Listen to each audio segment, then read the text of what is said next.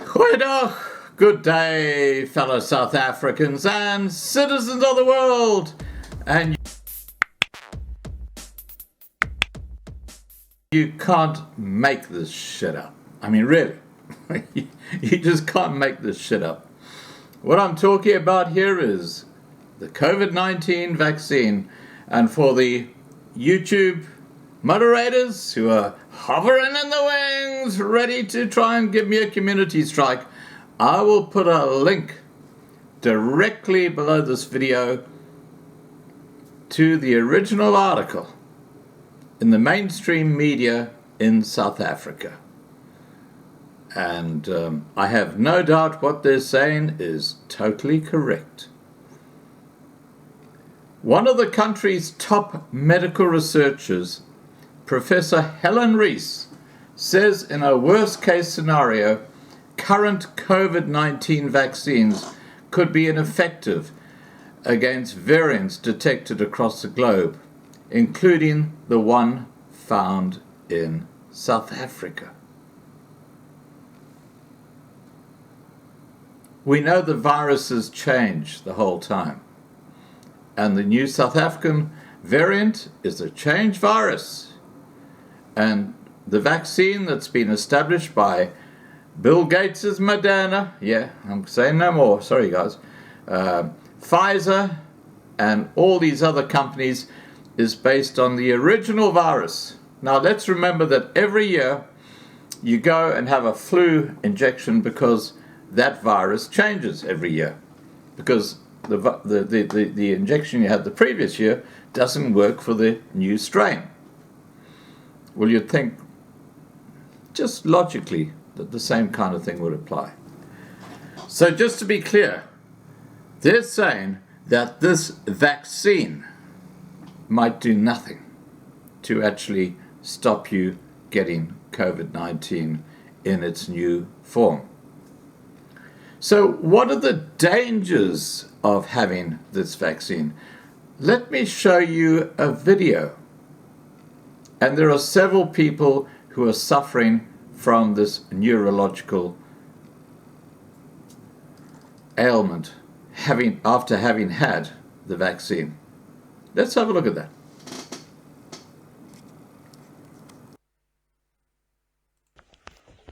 My name is Christy Simmons. First of all, I would like to say that I am a registered nurse. I took the COVID vaccine to protect patients and my fellow co-workers. I took it a week and a half ago. It'll be 2 weeks this coming Tuesday. I have had tremors for the last 3 days.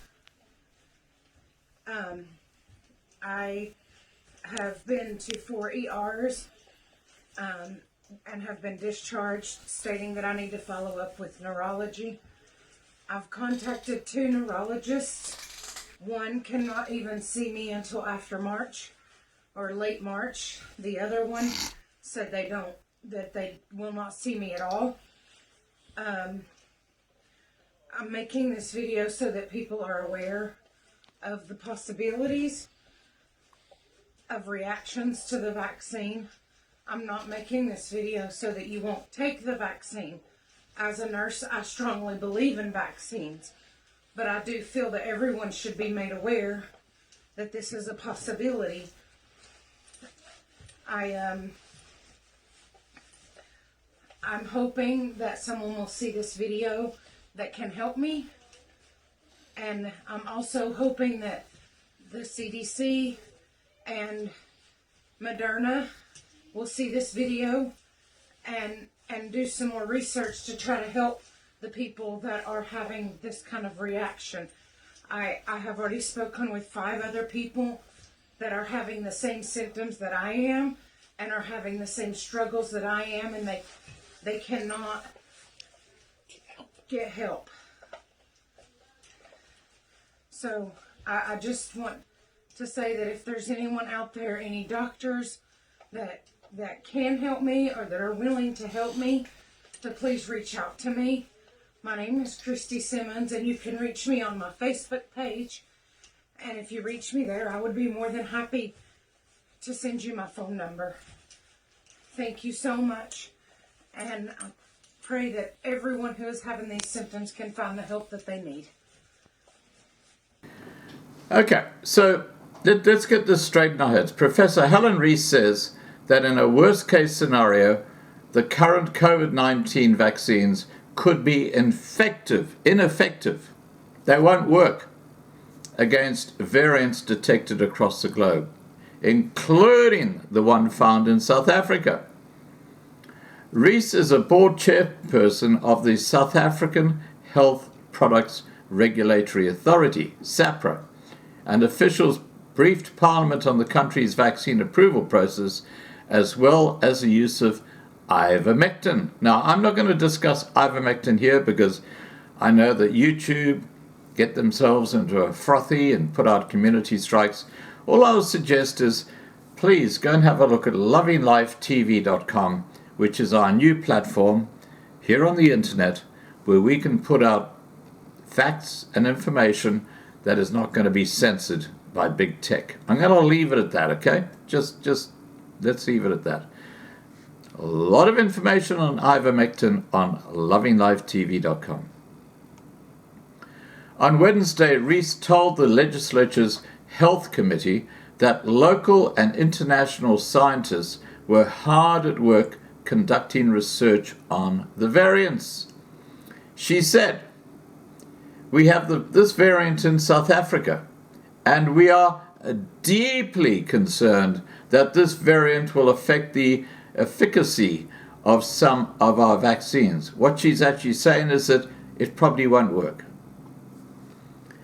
Outstanding local researchers and global researchers are working very hard to look at what is the impact of the variant in terms of the effectiveness of that vaccine.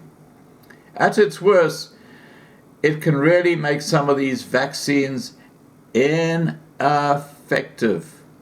At its worst, we are hoping that this will not be the case. Now, I've just showed you a video of a woman, and I don't have to add to what you've just seen, but this followed just a few days after she had the COVID-19 vaccine from one of these big pharma companies. Now, she's not alone.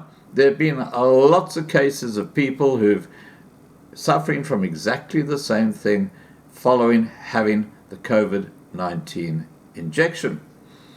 And I'm going to not go into any further details, but believe me, if you just Google, you will see the kind of stuff that's going on with people who've actually had the vaccine. Remember YouTube? I said you can go and Google. Now, Google owns YouTube. So please, guys,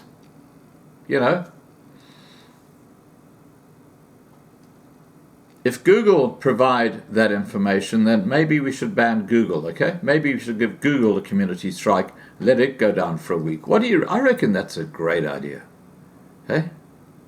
Medical misinformation. Yeah. Once again, this is the reason why we're moving out of YouTube and going to lovinglifetv.com. Anyway, Rees said they're looking at how quickly they can change their vaccine if this variant is shown not to be as responsive to the original vaccine that were developed. That data comes in all the time. Regulators have to think about this data all the time.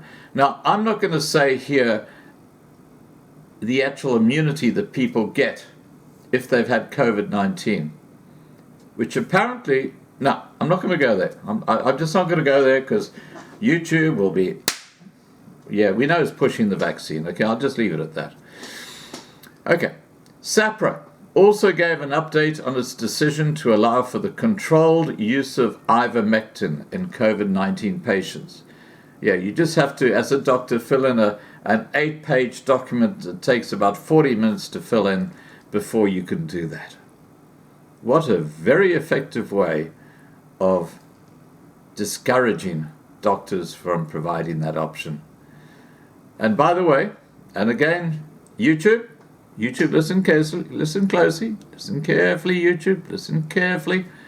This is totally correct.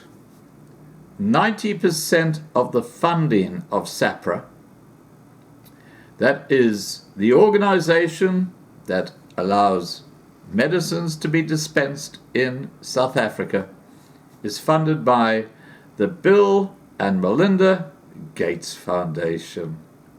And you know who their biggest threat is to making billions and billions and billions of dollars out of selling vaccines into Africa? I'll let you put the dots together. I'm not going to say it. I know how it works at YouTube. Anyway. In January, the regulator released guidelines on its controlled compassionate user program for the use of ivermectin in COVID-19. There you go. For weeks and weeks and weeks, SAPRA had said, no way you can use ivermectin. In fact, there was a hospital in KwaZulu-Natal that faced criminal charges for suggesting that this drug could be effective and for actually dispensing this drug to people. But of course, that's all old news now. And of course, I couldn't talk about that here on YouTube, because if I had, I would have had a community strike. But now that it's out there in the mainstream media, if there are any snowflakes hovering around at the moment, please guys, go and do your own research. You'll see it's factual. It's factual. It's not medical misinformation. Let's continue. SAPRA CEO Botumelo Semete said that given the unavailability of data that indicated clinical benefit, not harm, that can be caused, SAPRA resolved to make ivermectin available under a controlled program. Well, let me assure Botumelo Semete that the United Kingdom has now actually embraced ivermectin as an option to actually treating COVID-19. And so has the United States of America. Ding ding! Ding ding! Okay, sorry YouTube. Sorry, I'll hold it there, okay? I'm sorry guys, I'm sorry. I'll put my head in, okay? Okay. Well, let's continue. Boitumelo Semete said, this is the CEO of SAPRA, which is 90% funded by the Bill and Melinda Gates Foundation, who want you to have their vaccine with the messenger RNA in it. I'm going to say no more. These walls have ears. Anyway, she said, the overall quality of the randomized trials involving ivermectin and COVID-19 patients is extremely low. Overall trend is positive. However, the data is insufficient to enable a regulator to make a decision. SAPRA encourages that clinical trials be conducted in South Africa.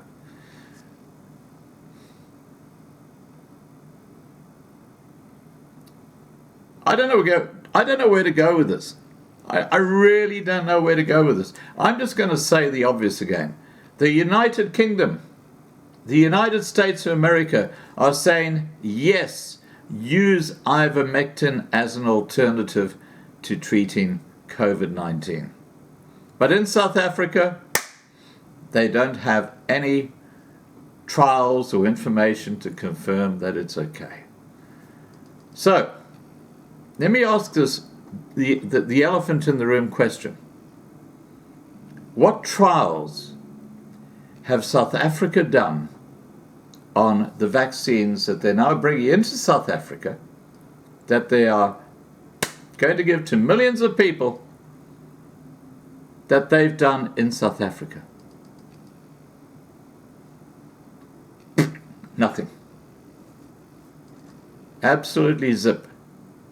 But guess where apparently the vaccine has been approved? In the United States of America.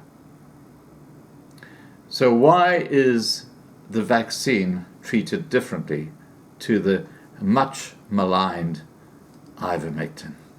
I'll let you join the dots, okay? And YouTube, settle pedal, settle, settle, settle pedal. Please, please, please, please, please. Settle pedal. You'll get over it. Please remember to subscribe to be kept informed. Ring the bell for the updates. Please like this video. Please share this video. And above all, make sure that you register at lovinglifetv.com to get that truth that cannot be put up here on YouTube. And that's why we're transitioning away from YouTube. All right, guys, please take care. Bye for now.